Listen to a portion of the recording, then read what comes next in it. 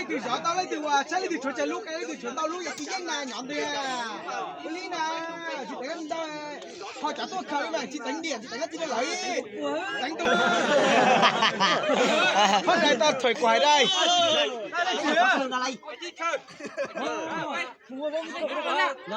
khơi giấy lấy chạy cầu Sana pe tu ra nè. Tu ra bộ kê hậu nè. Chỉ loại tiền ta yêu cầu mà loại ăn đi cho nó khởi nè. Rồi nó mà bên thu thì ra bộ kê nè. Mà thời gian luôn mà. Bắt đầu. 1 phút nè. Từ chủ ra giờ. Không cho trừ từ chủ ra giờ.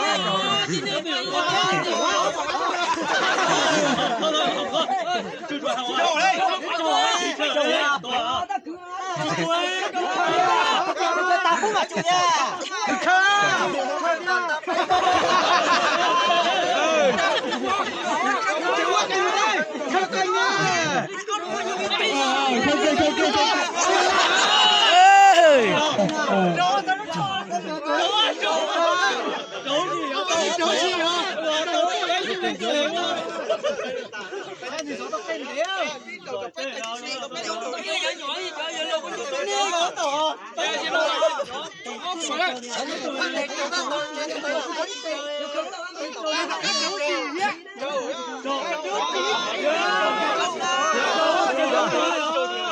Thiếu thứ là đấy nữa. Nhỏ vừa. Nhón mà thực ra là đấy nhá.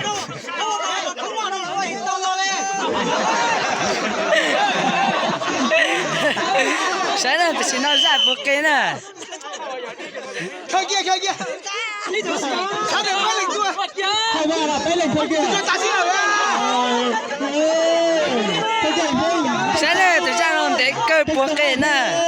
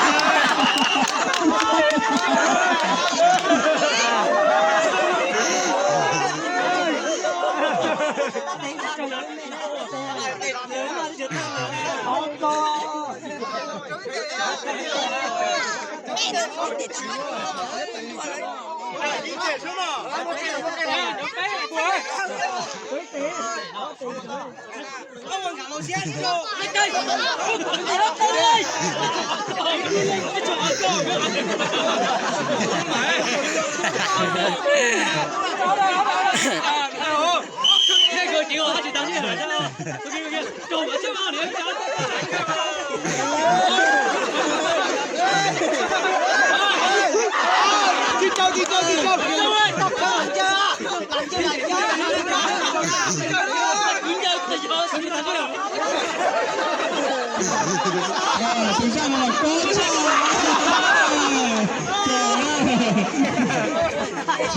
Khơi kia chưa khơi kia mình thấy gì đâu còn kia sai này còn sai này đạp tay tôi thôi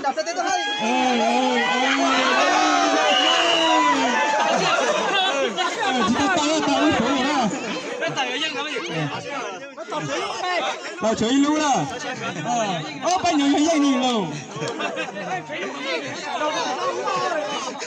Lúc cái hậu chỉ đâu đuối tụi mình nhỏ đấy. chơi nhóm pro là nhóm pro chứ nè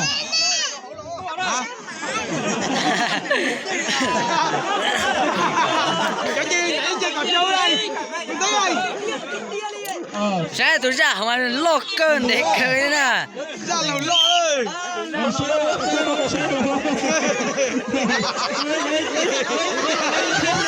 Ê